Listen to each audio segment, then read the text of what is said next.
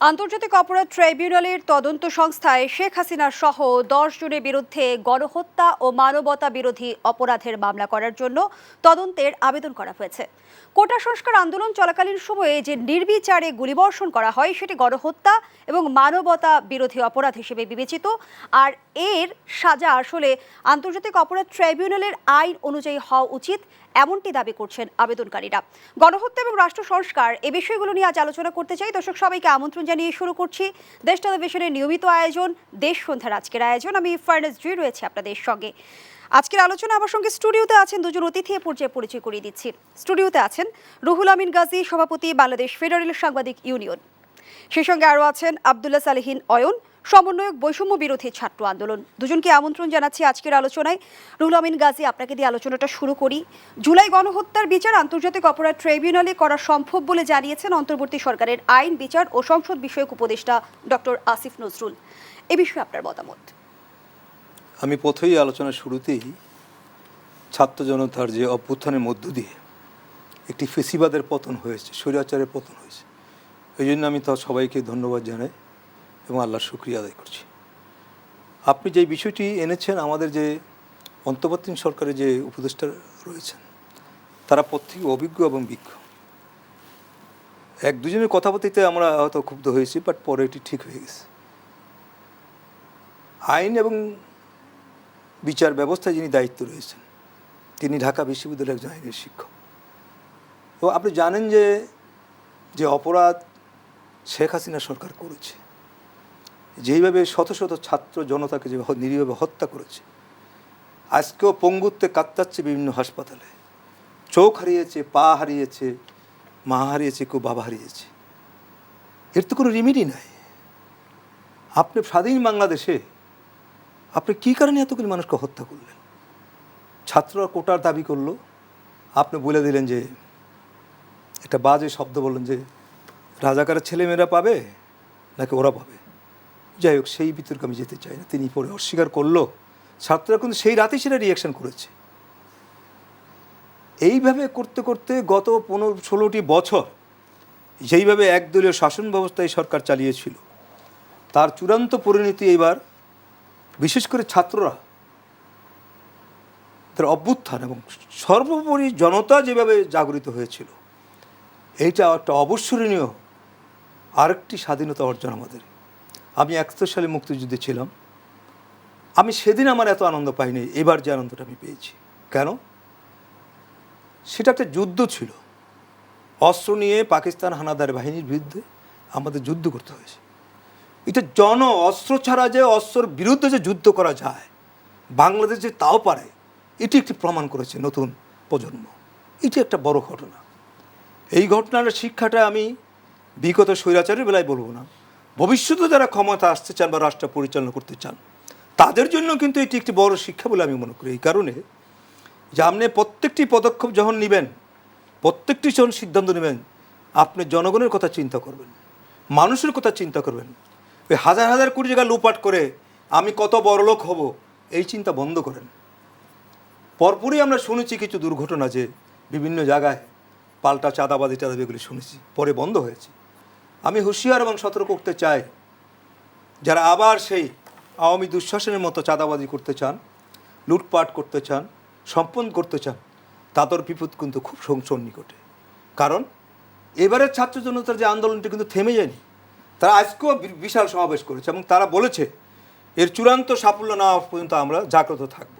এবং তারা প্রত্যেকটি সেক্টরে তারা সে কথা বলছে এবং সেভাবে জাগ্রত রয়েছে। ইভিনকি আমার মিডিয়ারও তারা খোঁজখবর নিচ্ছে। মিডিয়াতে স্বৈরাচারের দোসররা কীভাবে এখানে তসতস করেছে, কীভাবে সহযোগিতা করে মিথ্যা কথা বলে ছাত্রদের আন্দোলনকে বিভ্রান্ত করার চেষ্টা করেছে, সেগুলিও তারা খোঁজ রাখছে। এইভাবে ব্যবসায়ী থেকে শুরু করে সর্বত্র ক্ষেত্রে তারা খোঁজখবর রাখছে। কাজেই নতুন প্রজন্ম আজকে যে নতুন আন্দোলন হচ্ছে, নতুন বাংলাদেশ, এটি একটি দ্বিতীয় স্বাধীন নতুন বাংলাদেশে আপনি লুটপাট করবেন, আপনি একটা ব্যাংকে গিয়ে গুলি করবেন টাকার বিনিময়ে, এগুলি চলবে না বাংলাদেশে। সেই বাংলাদেশ নাই, চলবে না। আপনাকে শাস্তির আওতায় আসতে হবে, জনতার শাস্তির আওতায় আসতে হবে। জনতার শাস্তিটা আরও কঠিন। দীর্ঘত আপনি বলেছেন যে আওয়ামী লীগ যে ট্রাইব্যুনালে বিচারের কথা বলেছে, শেখ হাসিনা যদি আপনার 50 বছর আগের ঘটনাকে টেনে আনে ট্রাইব্যুনালে বিচার করে যদি ফাঁসি দিতে পারে, তাহলে সদ্য হত্যাকারী হিসাবে শেখ হাসিনা এবং তার দোসরদের কেন ট্রাইব্যুনালে বিচার হবে না? আমি মনে করি আইন এবং বিচারমন্ত্রী যেটা বলেছেন সঠিকভাবে বলেছেন, এবং ট্রাইব্যুনালের বিচারের মধ্য দিয়ে এটা একটা দৃষ্টান্ত স্থাপন হোক যে স্বৈরাচার কখনো নিস্তার পায় না। বিশেষ করে বাংলাদেশের মাটি এতই খাঁটি যে এখানে স্বৈরাচার, চাঁদাবাজ এবং দুঃশাসনের কোনো স্বপ্ন আর কোনো দিন পূরণ হবে না। আমি মনে করি তার সেই সিদ্ধান্ত যথার্থ।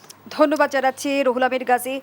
আব্দুল্লাহ সালেহী নয়ন, যেমনটি বলা হচ্ছিল যে আন্তর্জাতিক অপরাধ ট্রাইব্যুনালে গণহত্যার বিচারের মধ্য দিয়ে আপনারা দৃষ্টান্ত স্থাপন করতে পারবেন কিনা? হ্যাঁ, আমার মনে হয় আমরা এটি করতে পারবো। আর এই বিগত কয়েকদিনে আপনারা দেখতে পারবেন যে প্রধানমন্ত্রী শেখ হাসিনা এবং বিভিন্ন মন্ত্রীদের নামে মামলা করা হচ্ছে, এবং পরবর্তীতে এই গণ অভ্যুত্থান পরবর্তী যারা চাঁদাবাজ এবং সন্ত্রাসের সাথে যুক্ত ছিল তাদের বিরুদ্ধেও কিন্তু মামলা দেওয়া হচ্ছে। এদের আমি মনে করি যে এই সব চাঁদাবাজ, সন্ত্রাস, লুটেরা, তারপরে আরও যারা বিভিন্ন ধরনের কর্মকাণ্ডের মাধ্যমে যারা অরাজকতা তৈরি করতে চাচ্ছে এই দেশের মধ্যে এবং আমাদের যে গণ অভ্যুত্থান সেটিকে প্রশ্নবিদ্ধ করতে চাচ্ছে, এদের প্রত্যেককে বিচারের আওতায় আনতে হবে। এবং প্রধানমন্ত্রী শেখ হাসিনা, সাবেক প্রধানমন্ত্রী শেখ হাসিনা, উনি যে গণহত্যাটা চালিয়েছে এই দেশে, এই সাধারণ ছাত্র জনতা, নিরস্ত্র ছাত্র জনতার উপরে যে গণহত্যা চালিয়েছে, তার বিচার অবশ্যই অবশ্যই অবশ্যই করতে হবে। সেটা আন্তর্জাতিকভাবে হোক অথবা আমাদের দেশে, আমাদের দেশের মাটিতে হোক, সেটা করতে হবে। আন্দোলন চলাকালীন সময়ে যে ভয়াবহতা, যে বিভীষিকাময় সময় আমরা পার করেছি, সেটি আসলে খুব কাছ থেকে দেখার সুযোগ আপনার হয়েছে, কারণ আপনি একজন সমন্বয়ক। সেই জায়গা থেকে আপনি গুলিবিদ্ধ হয়েছিলেন, সেই সময়ের ঘটনা জানতে চাই। আসলে 16 তারিখে আমরা যখন শহীদ মিনারে আমাদের অবস্থান কর্মসূচি পালন করি, তখন সেখান থেকে চাংখারপুল থেকে আমরা জানতে পেরেছিলাম যে তখন সেখান থেকে ছাত্রলীগ এবং যুবলীগের একটি দল আমাদের কে হামলা করার জন্য আসতেছিল। তখন সেখান থেকে আমরা ওদিকে যাই প্রতিরোধ করতে। তো সেখানে গিয়ে ইট পাটকেল ছোড়াছুড়ি হয়। তারপরে আমরা আস্তে আস্তে দেখতে থাকি যে ছাত্রলীগ, যুবলীগ ইট পাটকেল দিয়ে আধা ঘন্টার মতো তারা সেখান থেকে হামলা করতে থাকে, আমরা ওইখান থেকে প্রতিরোধ করতে থাকি। তার পরবর্তীতে ইট পাটকেলের পর তারা প্রথম যে কাজটি করে যে বোমা, প্রথমে বোমা, আমরা যেটা চকলেট বোম বলে আমরা চিনে থাকি, প্রথমে সেটি নিক্ষেপ করে। তো আমাদের মধ্যে তখন একটা বিভ্রান্তি তৈরি হয় যে আসলে এটা কি মারলো, এটা কি ককটেল মারলো নাকি চকলেট বোম মারলো। তো পরবর্তীতে তারা একটি ককটেল নিক্ষেপ করে এবং মুহুর্মুহু ককটেল নিক্ষেপ করতে থাকে। 4টা থেকে 5টা ককটেল নিক্ষেপ করার পর তারপরে হ্যাঁ, ছাত্রলীগ এবং যুবলীগ এবং সাথে আরও অনেকেই ছিল। তো তখন কিন্তু আমাদের মধ্যে একটি ভয়াবহ অবস্থা তৈরি হয়। তারপরে আমরা দেখতে পারি যে তারা তখনও আমাদেরকে হামলা করে পরাস্ত করতে পারেনি। তারপরে তারা যেটি করলো, তারা হচ্ছে পেট্রোল বোমা একটি নিক্ষেপ করলো। পেট্রোল বোমা নিক্ষেপ করার কারণে চাংখারপুলের একটি খাম্বায় সেখানে আগুন লেগে গিয়েছিল। তখন মোটামুটি সবাই সতর্ক অবস্থানে চলে গিয়েছিল। আমি তখন হচ্ছে যখন ওই মোড় থেকে যে সব বাড়ি ঘরগুলো ছিল সেখান থেকে উপর থেকে পানির বোতল, তারপর বিভিন্ন ধরনের বিস্কিট টিস্কিট এগুলো দিচ্ছিল, আমি সেগুলো সরবরাহ করতেছিলাম। কি 5 তারিখ? হ্যাঁ, না, এটা হচ্ছে আরও 16 জুলাই তারিখ। তো এই ঘটনাগুলো ঘটছিল। তখন আমি হেঁটে যেতে যেতে তখনই আমার পায়ে একটি গুলি লাগে, আমার পাটা 2 ফিট গিয়ে পড়ে। আমি তখন নিজে ভারসাম্য না রাখতে পেরে আমি পড়ে যাই। পরে যখন আমি দেখি আমার পা রক্তাক্ত, আমি প্রথমে মনে করেছিলাম এটা একটা রাবার বুলেট, পরে দেখি যে না, আসলে এটা একটা অরিজিনাল বুলেট। আর এবং আমি বুলেট বিদ্ধ হয়ে আমার পায়ের এক পাশ থেকে বুলেট লেগে আরেক পাশ দিয়ে বের হয়ে যায়। তখন সেখান থেকে আমাকে 8-10 জন নিয়ে ঢাকা মেডিকেলে যত দ্রুত সম্ভব নিয়ে যায়। আর তখনই আমাদের ওখানে আরও অনেকেই গুলিবিদ্ধ হয়, একজনের বুকে গুলি লাগে।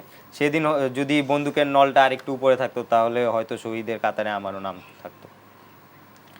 এখন এই যে কর্মকাণ্ড, এই যে গণহত্যাগুলো হয়েছে, এই গণহত্যার সাথে প্রত্যক্ষ এবং পরোক্ষভাবে যারাই জড়িত, যারাই এই গণহত্যাকে বৈধতা দিয়েছে, বিভিন্ন বড় বড় কর্মকর্তারা, তাদেরকে অপসারণ করতে হবে, তাদেরকে বিচার করতে হবে এবং এটি আমরা ছাত্র জনতা সবাই মিলে আমরা নিশ্চিত করব।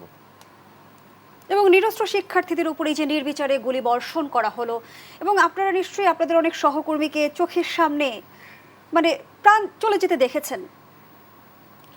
জি, আসলে এটা খুবই দুঃখজনক। আবার আমরা যখন আমি তখন ওখানে ছিলাম না, আমি খবর পেয়েছিলাম যে শহীদ মিনারে 4 তারিখের পর যেদিন কারফিউ জারি করা হয়, তারা কিন্তু কারফিউ ভেঙে শহীদ মিনার শাহবাগে প্রোগ্রামটি চালিয়ে যায় এবং সেখানে পুলিশ আবারও গুলিবর্ষণ করে কারফিউ চলাকালীন সময়ে। তখনও কিন্তু 2-3টা লাশ নিয়ে শহীদ মিনারে এনে রাখা হয়। সেখানে পুলিশ লাশগুলোকে রাখতে দেয়নি, তারা সেটা নিয়ে ঢাকা মেডিকেলে চলে যায়। কয়েকটা লাশ, 2টা লাশ হয়তো গুম করে ফেলেছিল। তো এই যে এত কিছু হয়ে যাচ্ছে, এগুলো তো আমরা মেনে নিব না। এইগুলোর সাথে যারাই জড়িত তাদেরকে আমরা আইডেন্টিফাই করব, তাদেরকে ওই জায়গা থেকে অপসারণ করব, তাদেরকে বিচারের আওতায় আমরা আনবো এবং এটা যত দ্রুত সময়ের মধ্যে করা যায় আমরা সেটার ব্যবস্থা করতেছি। অয়ন, এই প্রজন্ম কিন্তু মুক্তিযুদ্ধ দেখেনি, কিন্তু 24-এর আন্দোলন দেখেছে। আর সেই জায়গা থেকে 24-এর আন্দোলন কি আসলে রাজনৈতিক দলকে একটা বার্তা দিতে পারবে, সতর্ক বার্তা হিসেবে? এখন হ্যাঁ, 24-এর আন্দোলন আসলে রাজনৈতিকভাবে একটি বার্তা দিতে পারে।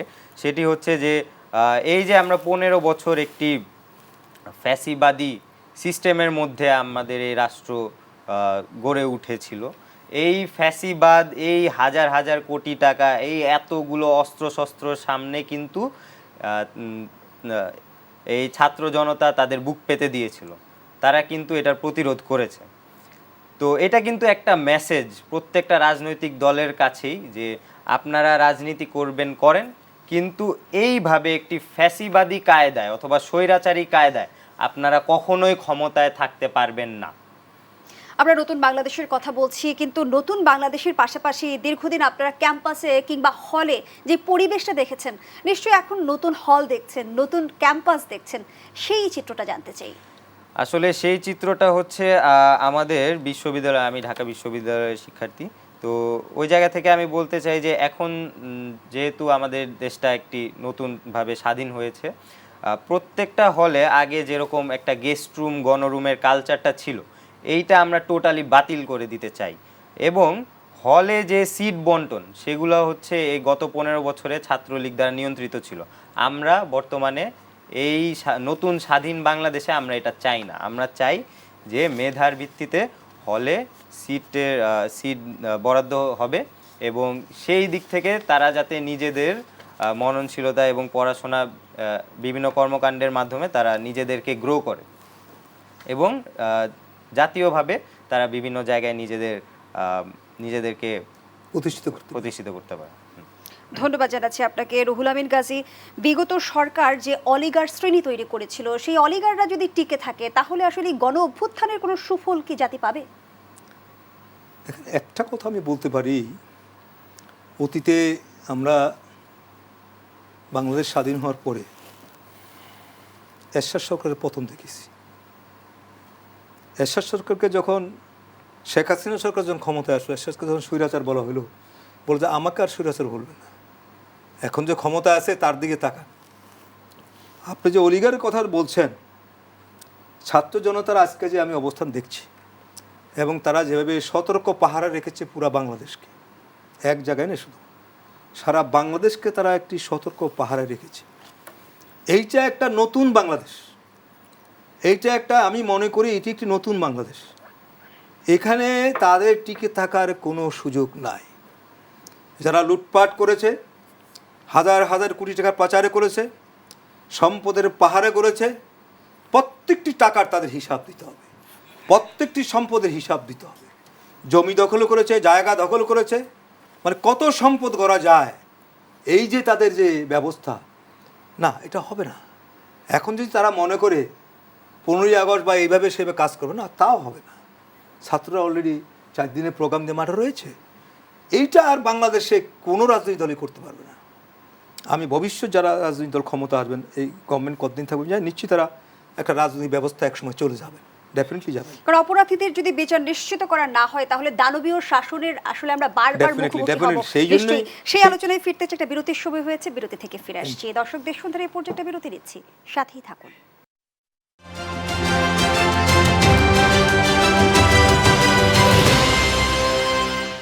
ফিরে এলাম, আপনারা দেখছেন দেশ সন্ধ্যা। আমরা আবারও ফিরছি আলোচনায়। রুহুল আমিন গাজী, যে আলোচনায় আমরা ছিলাম যে দানবীয় শাসনকাল আমরা দেখতে চাই না, সেই জায়গা থেকে রাজনৈতিক দলগুলো নিজেদের দলের ভেতরে কতটা গণতন্ত্রের চর্চা করে।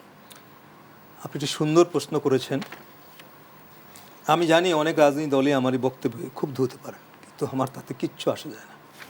আমি সারা জীবনেই একজন সাংবাদিক হিসেবে আছি, সাংবাদিক হিসেবে মরতে চাই, স্বাধীন চেতা মানুষ। বাংলাদেশের একটি দুর্ভাগ্য, কোনো রাজনৈতিক দলই গণতন্ত্র চর্চা হয় না। অদ্ভুত, নিয়োগ দিতে হলো অমক এই তমক এই। কেন? আমরা 147 করছি, আমাদের সম্মেলন হইতো, সম্মেলনে কমিটি ডিক্লেয়ার হতো, এভাবে হইতো। কিন্তু এখনও সেটা হয় না। অমক ইউনিট করে দেওয়া হলো, অমক করে দেওয়া হলো। এখন এই যে আপনি করে দিচ্ছেন, কেউ না কেউ আপনার কাছে বলতেছে, বা বিপরীত লোক বলতেছে, বা বেশি লোক আপনার কাছে বলতেছে, এটা তো কোনো গণতান্ত্রিক সিস্টেম হলো না। গণতান্ত্রিক সিস্টেম হলো রাজনৈতিক দলের প্রতিটি রন্ধ্রে রন্ধ্রে আপনি গণতান্ত্রিক ব্যবস্থা চালু করবেন, তাহলে ওই দলে দেখবেন যে বিবৃতি আর থাকবে না। এবং এমন যে রাজনৈতিক পরিস্থিতি, যারা মনে করতেছেন এই যে আমি অমক পাইছি, অমক দলের অমক নেতা, অমুক দলের অমুক নেতা, এবং ভবিষ্যতে এখন আওয়ামী লীগের লোকরা খাইছে, যুবলীগ খাইছে, কৃষক লীগ খাইছে, আমি খাবো না, এটা বাংলাদেশে আর হবে না। খাওয়া খাই রাজনীতি শেষ। রাজনৈতিক দলগুলো যদি টিকে রাখতে হয়, গণতান্ত্রিক চর্চা করতেই হবে। মানুষ কিন্তু আগের মতো আর নাই। ছাত্র জনতার আন্দোলনের মধ্য দিয়ে মানুষের কিন্তু দিব্যি চোখ খুলে গেছে। মানুষের মধ্যে একটা আমি পরিবর্তন লক্ষ্য করছি। তারা প্রত্যেকটি কাজের কিন্তু মূল্যায়ন করছে, বর্তমানে এবং ভবিষ্যতে কী হতে পারে মূল্যায়ন করছে। সুতরাং আপনি এমপি হবেন না আপনি মন্ত্রী হবেন, এই যে ভাবনা নিয়ে যে কার্যক্রম, এটা বাদ দেন। আপনি জনগণের কতটা সেবক হতে পারলেন, এইটা চিন্তা করেন। যদি জনগণের সেবক হতে পারেন, তাহলে আপনি অবশ্যই সফল হবেন, কেউ আপনাকে ঠেকাতে পারবে না। আর যদি আপনি মনে করেন যে রাজনীতি চর্চা আমি করলাম না, এই করলাম সেই করলাম, অমুক ভাইরে ম্যানেজ করে কিছু টাকা পয়সা দিয়া নেতা হয়ে গেলাম, তারপরে মন্ত্রী এমপি পদটাও নিয়ে নিলাম, বাগিয়া আওয়ামী লীগ মাঠে নাই, অমুক নাই, এই সুযোগটা নিলাম, নিতে পারবেন কিন্তু টিকবেন না। সম্পদ গড়বেন, পাহাড় গড়বেন না, টিকবেন না।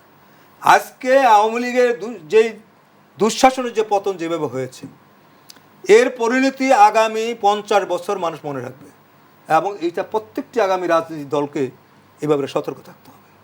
সে যেই হন না কেন, রাস্তায় বৈশা হুঙ্কার দিয়ে চিৎকার করে কোনো লাভ নেই। আপনি কতটা জনসমর্থন আদায় করে পেরেছেন, জনগণ কতটা আপনাকে গ্রহণ করেছে, এটা কিন্তু একটি বিষয়। জনগণের গ্রহণ করতে কী হতে, নিজের দলের মধ্যে একটি গণতন্ত্রের চর্চা করতে হবে। তাহলে দেখবেন আপনার দলের মধ্যে অর্ধেক সমস্যা এমনি মিটে গেছে। যতক্ষণ না আপনি গণতন্ত্রের চর্চা না করবেন, এই সমস্যাগুলি কিন্তু মিটবে না। এটারও হয়তো যারা করেন তাদের কাছে তো অন্য ব্যাখ্যা আছে, থাকতে পারে, আমি মানি। কিন্তু আমার মত হচ্ছে গণতান্ত্রিক চর্চা যদি প্রতিটি ক্ষেত্রে করা যায়, এইটা করতে কষ্ট আছে, কারণ আপনি দীর্ঘদিন এটা করেননি, এখন করতে কষ্ট আছে, কিন্তু করতে পারলে এইটা একটা বড় সুফল বহান ওই দলের জন্য, এবং এটা করা উচিত। এবং যারা ভবিষ্যতে রাজনীতি করতে চান এবং দেশকে শাসন করতে চান, তাদের মধ্যে অতীতের ভাবনাগুলিকে বিদায় করতে হবে। সম্পদের পাহাড় করবেন, প্রচারও করবেন, কতবার বিদেশ যাবেন, কত সম্পদের মালিক হবেন, আপনি কয়টা গাড়ি কিনবেন, এগুলি ভুলে যান। দীর্ঘদিনের যে সংস্কৃতি আমরা দেখে এসেছি, অতীতের ভাবনাকে এত তাড়াতাড়ি রাজনৈতিক দলগুলো বিদায় করতে পারবে কিনা, কিংবা পরিবর্তন বা সংস্কারের মানসিকতা তাদের মধ্যে তৈরি হবে কিনা, সেটাও কিন্তু একটু বড় প্রশ্ন। সেই আলোচনায় ফিরবো পরবর্তী অংশে। ধন্যবাদ জানাচ্ছি আব্দুল্লাহ সালেহী নয়ন। আমরা দেখলাম যে গণ অভ্যুত্থানে নতুন বাংলাদেশের যাত্রা হলো, কিন্তু এখনও কিন্তু আপনারা রাজপথে অবস্থান করছেন। ট্রাফিক নিয়ন্ত্রণ থেকে শুরু করে শহর পরিচ্ছন্নতার কাজ, সব ক্ষেত্রে আমরা আপনাদের দেখছি। সামনের দিনের লক্ষ্য যদি একটু জানতে চাই। আমাদের সামনের দিনের লক্ষ্য হচ্ছে যে এই যে বাংলাদেশে যতগুলো প্রতিষ্ঠান আছে, যাদের স্বায়ত্তশাসন থাকার কথা ছিল, সেই প্রত্যেকটা প্রতিষ্ঠানের স্বায়ত্তশাসন আমরা নিশ্চিত করব। আর এখানে যেন কোনো ফ্যাসিজম চর্চা না হয়, আমরা সেই ব্যবস্থা গড়ে তুলব। কারণ আপনি দেখে থাকবেন যে প্রধানমন্ত্রী শেখ হাসিনা এই যে গত 15 বছর ধরে যেভাবে নিজের রেজিমটাকে টিকিয়ে রেখেছে, তার পিছনে কিন্তু প্রত্যেকটা সেক্টরকে সে তার নিজের কাছে কুক্ষিগত করে রেখেছিল। এবং এই কারণেই কিন্তু একটা চেক অ্যান্ড ব্যালেন্সের যে ব্যাপারটা, সেইটা কিন্তু আমরা অনুপস্থিত দেখেছি। তার উপর উনি যেটা বললেন যে এই যে গণতন্ত্রের চর্চা কোথাও ছিল না, রাজনৈতিক দলে ছিল না, এবং আমরা দেখতে পারি প্রত্যেকটা জায়গাতে, যেমন কি আপনি এটা দুদক বলতে পারেন, বা হচ্ছে মাদকদ্রব্য নিয়ন্ত্রণ কমিশন, বা এরকম যতগুলো কমিশন আছে, সাংবিধানিক প্রতিষ্ঠানগুলো আছে, সেগুলোতে কিন্তু নিয়োগ দেওয়া হতো বড় বড় পদগুলোতে একটা নেপোটিজমের ভিত্তিতে, যে আমার আত্মীয় স্বজন, আমি তাকে হচ্ছে ওই পদে বসায় দিলাম। তারপরে এইখান থেকে কিন্তু আমি এবং সাধারণ জনগণ তারা যে সেবা বা সুরক্ষাটা তারা তাদের দেওয়ার কথা ছিল সেটা কিন্তু তারা পায়নি। এবং এর কারণেই কিন্তু দেখবেন যে এই যে এত কোটি কোটি টাকা দেশের বাইরে পাচার হয়ে গিয়েছে। আর এর প্রধান কারণটা আমরা বলতে চাই যে এই যে প্রত্যেকটা প্রতিষ্ঠানের স্বায়ত্তশাসন না থাকা। এখন আমাদেরকে প্রথমত এটা নিশ্চিত করতে হবে। তারপরে আমরা যেটা করতে চাচ্ছি সেটা হচ্ছে ফ্যাসিবাদের দোসররা যারা এই গণহত্যাকে বৈধতা দিয়ে আসছিল, প্রধানমন্ত্রী শেখ হাসিনাকে বৈধতা দিয়ে আসছিল, তাদের প্রত্যেককে অপসারণ করতে হবে, তাদেরকে সেখানে রাখা যাবে না। এবং এই প্রশাসন এবং বিচার বিভাগে যারা বৈষম্যের শিকার হয়েছেন তাদের সততার কারণে তাদের জন্য সমান সুযোগ সুবিধা নিশ্চিত করতে হবে এবং তাদের মধ্য থেকে ট্রান্সপারেন্সি মেনটেন করে তাদেরকে ওই বড় বড় গুরুত্বপূর্ণ পদগুলোতে বসাতে হবে, যাতে ওই প্রতিষ্ঠানগুলো আলাদাভাবে ফাংশন করতে পারে। এবং একই সাথে আমাদের যে শিক্ষা প্রতিষ্ঠানগুলো আছে, শিক্ষা প্রতিষ্ঠানগুলোতেও আপনারা দেখতে পারবেন যে শিক্ষক নিয়োগের যে একটা পদ্ধতি, সেখানেও কিন্তু আমরা পলিটিক্যাল লিঙ্ক লবিং এর একটা ঘটনা দেখতে পাই যে উনি ছাত্রলীগ করে আসছে বা আওয়ামী লীগ ফ্যামিলিতে বিলং করে, উনার টিচার নিয়োগ তাড়াতাড়ি হয়ে যাচ্ছে। তো আমরা চাচ্ছি এই যে শিক্ষক রাজনীতির যে একটা ব্যাপার এই গত 15 বছর ধরে চলছে, এই শিক্ষক রাজনীতির ব্যাপারটাকেও আমরা সমালোচনা করছি। কারণ আমরা দেখতে পারি যে আমাদের এই ছাত্র জনতার যতগুলো যৌক্তিক আন্দোলন রয়েছে সেখানে সবচেয়ে বেশি ভূমিকা কিন্তু আসলে এই শিক্ষকদের। কারণ তারা আমাদেরকে পথ দেখাবে। তারা যদি আমাদেরকে পথ বিভ্রান্ত করে তাহলে কিন্তু আমরা নতুন বাংলাদেশের কারিগর গড়ে তুলতে পারবো না। তো এই যে শিক্ষক নিয়োগের যে ব্যাপারটা, সেইখানেও কিন্তু আমরা চাচ্ছি যে মেধার ভিত্তিতে এবং যারা শিক্ষা দান করতে সক্ষম এরকম ব্যক্তিরাই যেন বিভিন্ন বিশ্ববিদ্যালয়, কলেজ এবং অন্যান্য শিক্ষা প্রতিষ্ঠানে তারাই যেন আসে, কোনো দলীয়করণের মাধ্যমে যেন ওই জায়গাগুলোতে না প্রবেশ করতে পারে। এবং ঢাকা বিশ্ববিদ্যালয় এবং অন্যান্য বিশ্ববিদ্যালয়ের হলগুলোর ক্ষেত্রে প্রশাসনগুলো এরকম নিরপেক্ষ হতে হবে যাতে কোনো শিক্ষার্থী এই এতদিন যাবত এই যে একটা কনসেন্ট্রেশন ক্যাম্পের মতো অবস্থা যে হলগুলোতে ছিল, তাদের মধ্যে যে একটা ভয়াবহ অবস্থা তাদের মন মানসিকতার মধ্যে তৈরি হয়েছে, এই জিনিসটা আমরা কখনোই সমর্থন করব না। এবং ওই সিস্টেম গণরুম গেস্ট রুম এটা আমরা চাই না। মেধার ভিত্তিতে হলে হলে সিট বরাদ্দ করতে হবে এবং তাদেরকে যত ধরনের সুযোগ সুবিধা দেওয়া যায় এটা আমরা নিশ্চিত করতে চাই। কারণ ছাত্ররাই আগামীর ভবিষ্যৎ। তারা যদি ঠিকঠাকভাবে নিজেদেরকে গ্রো করতে পারে তাহলে তারাই আগামীর বাংলাদেশে বিভিন্ন বড় বড় পর্যায়ে যাবে এবং তারাই নিরপেক্ষভাবে এই দেশ এবং রাষ্ট্রকে পরিচালনা করতে পারবে। আপনি বলছিলেন সমাজ কিংবা রাষ্ট্রের যে কোনো অন্যায়ের বিরুদ্ধে আপনারা মাথা উঁচু করে দাঁড়াবেন। সেই জায়গা থেকে বিগত সরকারের যে অপরাধ, দুর্নীতি এবং দুঃশাসনের ফিরিস্তি আমরা দেখেছি, পুরো রাষ্ট্র ব্যবস্থাটাই কিন্তু কাঠামোই ভেঙে পড়েছে। সেই জায়গা থেকে ঢেলে সাজানো কতটা চ্যালেঞ্জিং, প্রশ্নটি রেখে যাচ্ছি আপনার কাছে। আবারও বিরতির সময় হয়েছে, বিরতি নিয়ে ফিরছি। দর্শক, দেশ সন্ধ্যার এ পর্যায়ে আবারও বিরতি নিচ্ছি, সাথেই থাকুন। ফিরে এলাম, আপনারা দেখছেন দেশ সন্ধ্যা। আজকের আলোচনা চলছে রাষ্ট্র ও সংস্কার এই শিরোনামে। আবারও ফিরছি আলোচনায়। আব্দুল্লাহ সালেহী নয়ন, যে প্রশ্নটি আপনার কাছে ছিল যে বর্তমান সময়ে আসলে পুরো রাষ্ট্র ব্যবস্থাকে ঢেলে সাজানো কতটা চ্যালেঞ্জিং? হ্যাঁ, আসলে এটা খুবই চ্যালেঞ্জিং। কারণ আপনি দেখতে পারবেন যে এই ফ্যাসিস্ট হাসিনার আমলে এই 15 বছর ধরে প্রত্যেকটি প্রতিষ্ঠান, যেটা একটু আগেও বলছিলাম, যে প্রত্যেকটি প্রতিষ্ঠানে তার নিজের লোক, মাই man, all the prime ministers man, তাদেরকে ওই জায়গাগুলোতে বসানো হয়েছে একদম টপ টু বটম। ঠিক আছে? তো এই টপ টু বটম যে তাদেরকে ওখানে বসানো হয়েছে, তাদেরকে ধরে ধরে সেখান থেকে অপসারণ করতে হবে এবং ওই সেক্টরে যোগ্য লোককে উপরের দিকে তুলে আনতে হবে। এখন এই বিষয়টা খুবই চ্যালেঞ্জিং এবং সময় সাপেক্ষ, কিন্তু আমরা ছাত্র জনতা মনে করি যে এই যে আমরা এই ফ্যাসিস্ট রেজিমের বিরুদ্ধে গণ অভ্যুত্থানের মাধ্যমে দেশকে আরেকবার স্বাধীন করেছি, আমাদের কাছে এই রাষ্ট্রটাকে ঢেলে সাজানো এটা কোনো অনেকটা প্রশ্ন ব্যাপার না। রাখতে চাই, বেশ কিছুদিন ধরে আসলে সামাজিক যোগাযোগ মাধ্যম থেকে শুরু করে সব মাধ্যমে একটি কথা বেশ শোনা যাচ্ছে যে শিক্ষার্থীরা রাজনৈতিক দল করতে যাচ্ছে, আসলেই কি তাই? এখন এটার ব্যাপারে একটি আলোচনা চলমান রয়েছে, কারণ আমরা আসলে চাই না যে এই গণ অভ্যুত্থান পরবর্তী সময়ে আমাদের যে অন্তর্বর্তীকালীন সরকারের ক্ষমতা ছেড়ে নির্বাচনে যাওয়ার পর নতুন করে আরেকটি ফ্যাসিস্ট যেন এই জায়গাতে না আসতে পারে, আমরা সেটার জন্য সরব থাকব এবং এই ব্যাপারটি আমাদের আলোচনাধীন রয়েছে। ধন্যবাদ জানাচ্ছি আপনাকে রুহুল আমিন গাজী। যে রাষ্ট্র সংস্কারের কথা আমরা বলছিলাম, যে রাষ্ট্রীয় প্রতিষ্ঠানগুলোকে আসলে ধ্বংস করা হয়েছে এবং নির্বাচন ব্যবস্থার উপর সাধারণ মানুষের কোনো ভরসা নেই এবং রাষ্ট্রীয় বাহিনীকে সরকারি বাহিনীতে পরিণত করা হলো, ক্ষতিগ্রস্ত হলো সার্বিকভাবে বাংলাদেশ।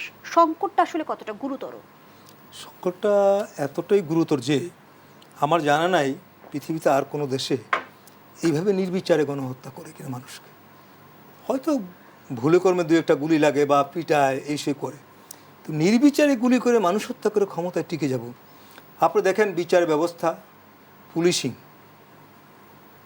এমন কি প্রশাসন, সব কিছু একটা দলীয়করণ করে আমাকে আর কে কী করবে। একটা সংসদ বানাইছে নিজের করে, কী সুন্দর সংসদ। তিনি থাকাকালীন একটা নির্বাচন হয় না, মানুষ কোথায় কোনো ভোট দিতে পারে নাই। আন্দোলনের সময় তার সেক্রেটারি কি বলল, ছাত্রলীগই যথেষ্ট, ব্যাস কাজ শুরু হয়ে গেল। আবার কি বলল কার্পুর সময়, দেখা মতো গুলি করতে হবে, বিভিন্ন উস্কানি উস্কানিটা। এই যে এইভাবে যে একটি দলের যে কি ফেসিবাদ, যে ফেসিজম তাদের কথাবার্তিতে প্রকাশ পেয়েছে। কি করে একটা প্রধানমন্ত্রী ছাত্রদেরকে কি রাজাকারের পুত্ররা পাবে, বলে কি করে এইভাবে? আপনি একটা প্রতিষ্ঠান খুঁজে পাবেন না, ইভেন মিডিয়া, আমাদের সংবাদপত্রে যতগুলি প্রতিষ্ঠান আমরা আছি, এখানে কিন্তু একটা দলীয়করণে আবর্তন করার সে চেষ্টা করেছে। কারণ আমরা দেখতাম যে প্রধানমন্ত্রী সাংবাদিক সম্মেলন করলে কিছু চিহ্নিত লোক সেখানে যেত এবং না না আপনি প্রশ্ন করেন না, আপনি প্রশ্ন করেন না, এই বিব্রতকর প্রশ্ন করা যাবে না, মানে চয়েস করা। আমি পৃথিবীর ইতিহাসে কোথাও শুনি নাই যে রাষ্ট্রীয় কোনো যদি কেউ যদি যায় সেখানে তাকে প্রশ্নের মুখোমুখি হতে হবে না, অড প্রশ্ন ফেস করতে হবে না, মানে চিহ্নিত লোককে দাওয়াত দেওয়া হয়। এইভাবে যে একটা চিহ্নিত ব্যবস্থা তৈরি করেছে আমাদের মিডিয়ার মধ্যে, এর থেকে কিন্তু আমাদের সকলকে বেরিয়ে আসতে হবে। আমরা মিডিয়া এখন যে যেখানেই আছি, যতই মনোকষ্ট পাই না কেন, নিজের বিবেককে প্রশ্ন করুন যে আমরা কতটা দায়িত্ব পালন করেছি। আমরা কি সঠিক দায়িত্ব পালন করেছি?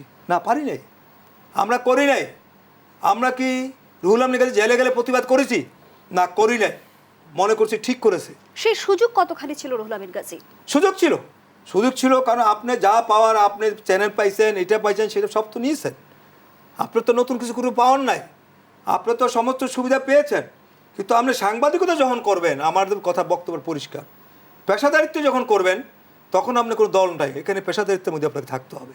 সেইটা আমরা থাকছি না কেন? আর না থাকলে কিন্তু বিপর্যয়টা আমাদের মধ্যে আসবে। সে কারণে আমার সার্বিকভাবে উচিত সমস্ত রাজনৈতিক দল, ছাত্ররা এখনই রাজনীতি দলের কথা কেন ভাবছে আমি জানি না, এই মুহূর্তে ভাবার দরকার নেই। ওরা যেভাবে আছে সেভাবে থাকাটা অনেক ভালো। রাজনৈতিক দল ভাবলে যে এরা উচ্চাভিলাষী হয়ে গেছে, এই একটা বদনাম হবে। আমি জানি না ওরা কি ভাবছে, আমার মনে হয় ওরা যেভাবে আছে এইটা ওদের সম্মানটা বেশি। আবার রাজনৈতিক দল হইলেই এটারে তারা মনে করবে যে ওরা আবার একটা ইয়ে তৈরি করছে।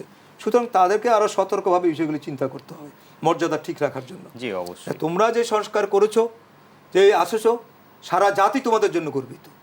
আজকে প্রত্যেকটা রিক্সাওয়ালা আন্দোলনকে সমর্থন করছে। কেন? সে বাজারে গিয়ে কিনতে পারে না। প্রত্যেকটি মানুষ, আপনি আমি সবাই ছাপারা, কারো কোনো বেতন বাড়ে নাই, কিন্তু আপনি বাজারে গেলে কিনতে পারবেন না। প্রত্যেকটা জায়গায় দেখবেন, আপনি আদালতে যাবেন, সর্বশেষ আপনার অবস্থা সেখানে উপরের নির্দেশে জাজমেন্ট হইতেছে। সাম্প্রতিক সময়ে সিপিডি একটি তথ্য প্রকাশ করেছে যে 15 বছরে ব্যাংক কেলেঙ্কারিতে 92,000 কোটি টাকা আত্মসাৎ করা হয়েছে। আপনি দেখেন, আমি একটা কথা বলি, যদি এই যে এস আলম আজকে দেখেন আপনি ইয়েতে আছে, প্রথম আলোতে আছে, লিড নিউজ, কত হাজার কোটি টাকা সে নিয়ে গেছে বিভিন্ন নামে, বেনামে, এবং ব্যাংকটি এখন দেউলিয়া হয়ে গেছে। সবচেয়ে বাংলাদেশে যে 1 নম্বর ব্যাংক ছিল সেটাকে দেউলিয়া বানিয়ে দিয়েছে। তো এইভাবে এস আলমকে 10টি ব্যাংকের মালিকানা দিয়া উনি নিজে তার পকেট ভরছে। এখন এস আলমদের যদি বিচার না হয়, বা আরও যারা বড় বড় ব্যবসায়ী হইয়া কিছুদিন আগেও প্রধানমন্ত্রীকে আশ্বস্ত করেছেন যে বিএনপি জামাতকে দেখে নেবেন, তাদের যদি বিচার না হয় তাহলে সমাজে তো বাস করা যাবে না। কাজে প্রত্যেকটি সেক্টরে বিচার ব্যবস্থা, আইন ব্যবস্থা, প্রশাসনিক এবং পুলিশিং থেকে শুরু করে সর্বক্ষেত্রে একটি প্রশাসনিক কাঠামো গড়ে তুলতে হবে, যেটি হবে বাংলাদেশের জনগণের, কারো পক্ষে না, কোনো দলের পক্ষে না। সরকারের বাহিনী হবে না, তারা লেজুর ভিত্তি করবে না, তারা আইনের শাসনের অধীনে কাজ করবে। যদি এটা হয়, বর্তমান সময়ে আসলে নির্বাচন নাকি রাষ্ট্র সংস্কার কোনটি বেশি জরুরি?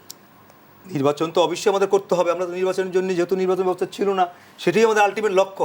কিন্তু রাষ্ট্র সংস্কারটা আগে দরকার। আপনি যে ব্যবস্থাগুলিকে ধ্বংস করে দিয়েছে, এগুলো যদি ঠিক করে না দেন তাহলে এই দলগুলি এসে পারবে না এটা করতে। আমি দলগুলিকে অনুরোধ করব, এদেরকে কিছু সময় দিতে হবে। এই কারণে এই সংস্কারটা খুব জটিল, এত সহজ না। আমরা তো মুখ দিয়ে বলে ফেলি, কাজগুলি এত সহজ না। আপনি রন্ধ্রে প্রতিটি রন্ধ্রে ঢুকে আছে, প্রতিটি কানায় কানায় ঢুকে আছে, সবই বেরোচ্ছে, আমরা জানি সেগুলি। কিন্তু এটা করতে একটু সময় সাপেক্ষ লাগবে, সবাইকে ধৈর্য ধরতে হবে, আশা রাখতে হবে। আমি মনে করি যারা এই বর্তমান সরকারে আছেন তারা অভিজ্ঞ লোক, এবং তারা প্রশাসনিকটা বুঝেন, এবং তারাও বুঝেই তারা কাজ করে আগাচ্ছেন। আমি প্রধানমন্ত্রীর 2-1টা নিয়োগ দেখেছি, এবং দেখলাম তার চয়েসগুলি বেশ ভেরি গুড চয়েস, এবং সেগুলি ভালো। এবং উনি তো বাংলাদেশ শুধু না, সারা ওয়ার্ল্ডে একজন পরিচিত মানুষ। আমি নিশ্চিত, বিশ্বাস আছে, উনি যদি ঠিকমতো বাংলাদেশকে চালান, আমাদের অর্থনৈতিক সংকট থাকবে না ইনশাল্লাহ, আমাদের কোনো সংকট থাকবে না। আজকের প্রশাসনিক সংকট, পুলিশি সংকট, বিচার ব্যবস্থা থেকে সমস্ত জায়গায় প্রত্যেককে চিন্তা করতে হবে, আমি বাংলাদেশের নাগরিক, আমি ন্যায় বিচার করব, আমি দেশের শাসন মানব, আইনের শাসনের অধীনে আমি কাজ করব, কারো দলীয় ক্যাডার হব না, তাহলেই দেখবেন সব ঠিক হয়ে যাবে। ধন্যবাদ জানাচ্ছি আপনাকে আব্দুল্লাহ সালাহি নয়ন। আপনারা শুধু গণ অভ্যুত্থান না, যে কোনো অন্যায়ের বিরুদ্ধেই আপনারা প্রতিবাদ করছেন। আমরা যদি তার একটি উদাহরণ আমরা দেখলাম যে জুডিশিয়াল কু করার ষড়যন্ত্রের কথা শোনা যাচ্ছিল, প্রধান বিচারপতি সহ 6 জন বিচারক কিন্তু পদত্যাগে বাধ্য হয়েছে আপনাদের বিক্ষোভের মুখে। হ্যাঁ, আসলে সেদিন যদি জুডিশিয়াল কু হয়ে যেত তাহলে কিন্তু খুবই খারাপ একটা অবস্থা হতো। আমি সহ আমাদের যারা সমন্বয়ক বৃন্দ ছিল তাদেরকে হয়তো খুঁজে পাওয়া যেত না, তাদেরকে মেরে ফেলা হতো ডিরেক্টলি। কারণ এখানে গুম করারও সুযোগ নেই। এমন কোনো হুমকি কি আপনাদের দেওয়া হয়েছে? না, এমন কোনো হুমকি আমাদেরকে দেওয়া হয়নি, কিন্তু আমরা আমাদের নিরাপত্তা নিয়ে এখনো শঙ্কিত। কারণ বিভিন্ন জায়গা থেকে আমাদেরকে বলা হচ্ছে সাবধানে থাকার জন্য। পরাজিত শক্তির ষড়যন্ত্র কি এখনো অব্যাহত রয়েছে? হ্যাঁ, আমরা সেটা মনে করছি। কারণ এই যে 15ই আগস্টকে কেন্দ্র করে বিভিন্ন জায়গায় বিভিন্ন ধরনের পরিকল্পনা চলছে। একটু আগেও এক জায়গা থেকে খবর পেলাম যে অফিসার্স ক্লাবে নাকি মিটিং ডেকেছে, ওখানকার জেনারেল সেক্রেটারি, উনি নাকি পুলিশদের নিয়ে একটা মিটিং ডেকেছে। এখন জানি না আসলে এটা কতটুকু সত্য, কিন্তু বিভিন্ন জায়গায় পরিকল্পনা করা হচ্ছে আমাদের এই গণ অভ্যুত্থানকে প্রশ্নবিদ্ধ করার জন্য এবং এই গণ অভ্যুত্থানকে নস্যাৎ করার জন্য। আমরা যে রাষ্ট্র গঠনের নতুন পরিকল্পনাগুলো করছি, নতুনভাবে দেশকে ঢেলে সাজাচ্ছি, এখানে কিন্তু এই গণ অভ্যুত্থান পরবর্তী যে রাজাকার শ্রেণী, যদি আমি একদম স্পষ্টভাবে বলি যে তারা হচ্ছে এখনকার রাজাকার শ্রেণী, তারা কিন্তু বিভিন্ন অপচেষ্টা চালাচ্ছে এবং আমরা সতর্ক অবস্থানে আছি। আমরা নিজেদের নিরাপত্তা নিশ্চিত করতে পারিনি, কিন্তু তাও আমরা এই যে অপচেষ্টাগুলো আছে সেগুলোকে আমরা রাজপথে থেকে আমরা এগুলো রুখে দিতে চাই। ধন্যবাদ জানাচ্ছি আপনাকে রুহুল আমিন গাজী। এই প্রসঙ্গে একটু আপনার কাছে জানতে চাই যে যাদের হাত ধরে আসলে আমরা সরকার পতন দেখলাম, দীর্ঘদিনের একনায়কতন্ত্রের অবসান হলো, গণ অভ্যুত্থান হলো, সেই বীর সন্তানদের নিরাপত্তা নিশ্চিতের দায়িত্ব নিশ্চয়ই রাষ্ট্রের কাছে রয়েছে। আমি ওদেরকে একটা কথা বলবো, দেখো আমাদের বয়স হয়েছে, পরাজিত শক্তি মাথা তুলে দাঁড়াতে সময় লাগে, তোমরা ঘাবড়াবা না, কিচ্ছু তোমাদের করতে পারবে না। পরাজিত শক্তি 15ই আগস্টে একটু ফুল দিতে চায়, কিন্তু তোমাদের উপরে হামলা করবে সেই দুঃসাহস দেখানোটা বড় কঠিন হবে। কারণ সমস্ত ছাত্র জনতা, দেশের আপামর জনতা, তোমরা একা না, এখন কিন্তু পুরো 18 কোটি মানুষ এক হয়ে গেছে।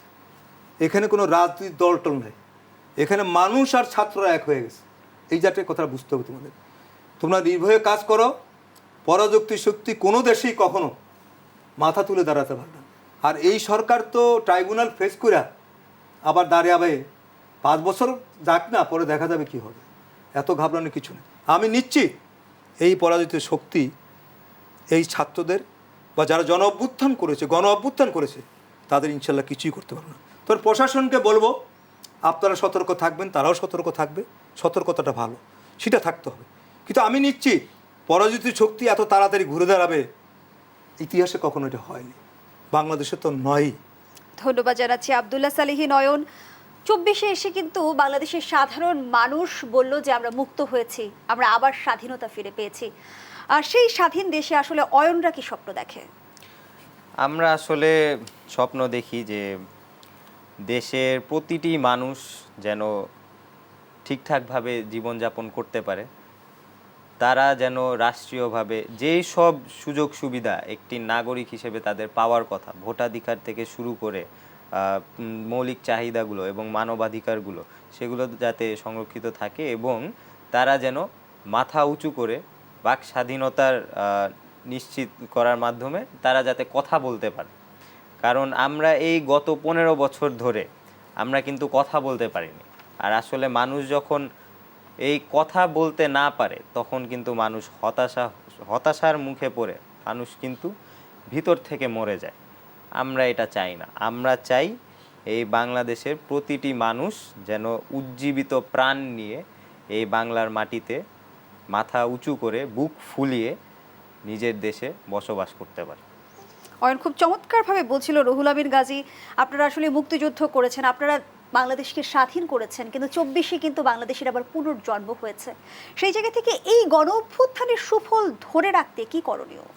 আপনি যথার্থ বলেছেন। আমার আসলে বুকটা ভরেই যায় যে আমরা যা করতে পারিনি ওরা সেটা করে দেখিয়েছে। এই গণ অভ্যুত্থানকে ধরে রাখার জন্য ছাত্র জনতাকে সবসময় সতর্ক থাকতে হবে। ছাত্ররা তো সতর্ক আছে এবং আমি মনে করি যে তারা, আমি আবারও বলবো, কোনো রাজনৈতিক দলের মধ্যে যাবে না, তাইলে এটা ওদের জন্য ভালো হবে না। এই রেজাল্টটা আলটিমেটলি মানুষ ভিন্ন চোখে থাকাবে। আজকের শ্রদ্ধাটা তখন আর থাকবে না, কারণ রাজনৈতিক দলের প্রতি মানুষের ওরকম আস্থা তৈরি হয়ে গেছে এত তাড়াতাড়ি, আমার কাছে যে মনে হচ্ছে না। কারণ মানুষ কেন জানি বিভিন্ন কারণে রাজনৈতিক দলের উপর একটু বিতৃষ্ণ হয়ে গেছে। আবার আমি এটা বলবো না যে সব রাজনৈতিক দলগুলি মানুষ খারাপ বলতেছে, সেটাও না। কিন্তু তারপরেও এই সুফলটা আমাদেরকে পাওয়ার জন্য আমাদেরকে যেটা করতে হবে সেটা হলো যে সর্বক্ষেত্রে আমরা যেখানে আছি না কেন সতর্ক থাকতে হবে। ইনশাল্লাহ বাংলাদেশের মানুষ এই বিজয় এনেছে, এই বিজয় ধরে রাখবে। সেই প্রত্যাশা আমাদেরও থাকবে। অনেক ধন্যবাদ জানাচ্ছি রুহুল আমিন গাজী, ধন্যবাদ জানাচ্ছি আব্দুল্লাহ সালেহী নয়ন আপনাকেও। দর্শক, এখানেই শেষ করছি দেশবন্ধুর আজকের আয়োজন। ধন্যবাদ আমাদের সাথে থাকার জন্য।